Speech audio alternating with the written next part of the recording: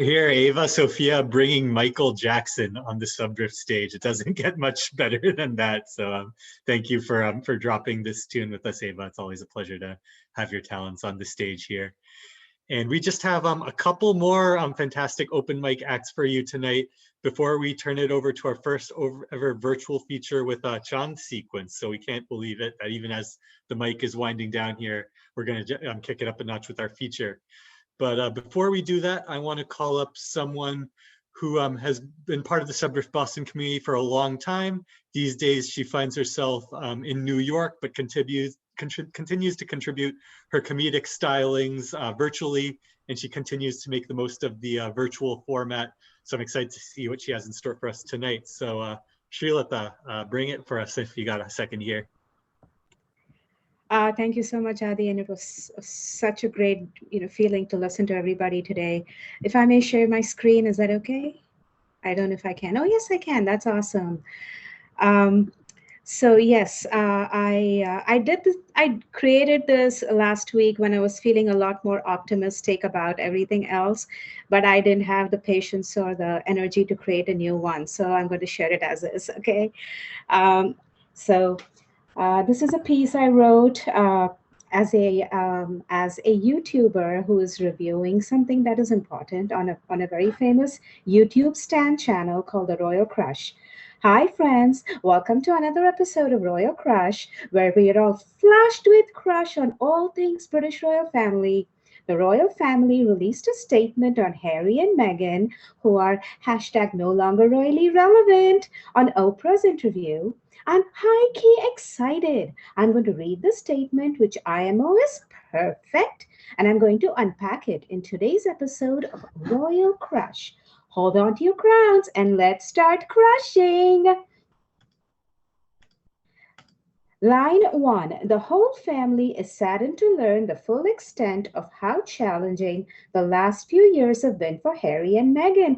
OMG, is it hot in here or am I just crushing? Wow, the royal family just took so much responsibility here as true bearers of the crown. I can see Her Royal Whiteness, Queen Liz, taking responsibility on her fair, and I mean incandescently white head with colonially sourced organic crown jewels. Yes, Queen. And it's so unfair to the Queen, this statement. Look at Meghan. Avocado in public much? I'm sure there was some green on her perfect American teeth. Ugh, pregnant and being seen pregnant much? The royal family didn't have much to work with here, obviously. Meghan wouldn't even smile at the 3,000 cameras that were clicking on her face all day long. How can you not smile? No hate here. We're just being real. No shade, just tea. Royal Darjeeling tea, ethically, colonially sourced, of course. The royal family just wanted Meghan to be like the best. And by that, I mean Kate Middleton. And Kate is such a hero. She uses her hair, her crowning glory, to balance out her husband, Prince William, who also looks like an accountant's intern. Serving looks, Kate, perfect. And that's a fact. Kate is so royally perfect, she doesn't even need to add an H to her name because the H is implied. Earth to Meghan with an H. Wake up and smell the real British tea. Earl Grey, of course, ethically, colonially sourced. Line 2. The issues raised, particularly that of race, are concerning. Of course, it is concerning. The royals have so much on their minds, like positive press coverage. Prince Charles visited a vaccination clinic and then bravely took off his mask because with the mask, he looks like a single testicle inside a Speedo. And let's not forget Duchess Kate, who bravely did a video call from home with another British white woman on International Women's Day to the historic online meeting of two international British white women.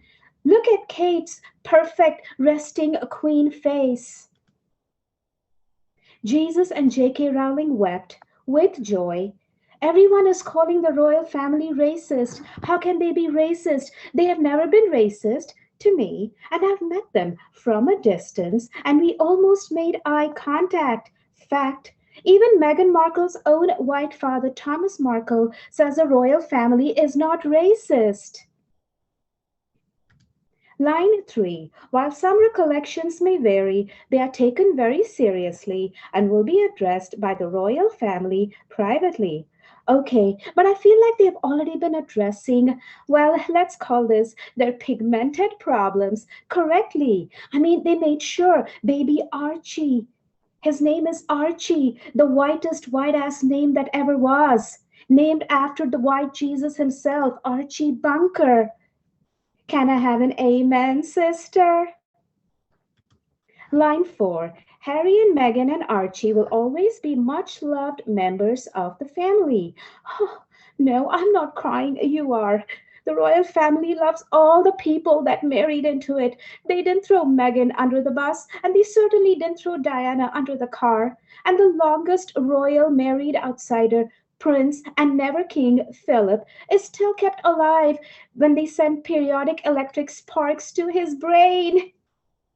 We owe the British royal family so much. They gave us heathens, that blessing known as Queen's English, and superior British culture. I mean, they rescued us from our old, and I mean decrepit 2,000-year-old culture with cities that had public sewage system, and they gave us English culture where people bathed once a year and threw their poop on the street with freedom. I may add. We stand the Queen. This is this week's episode. Like, subscribe, and stand this channel and the Queen. And see you next week where we once again crush on the Royal Crush.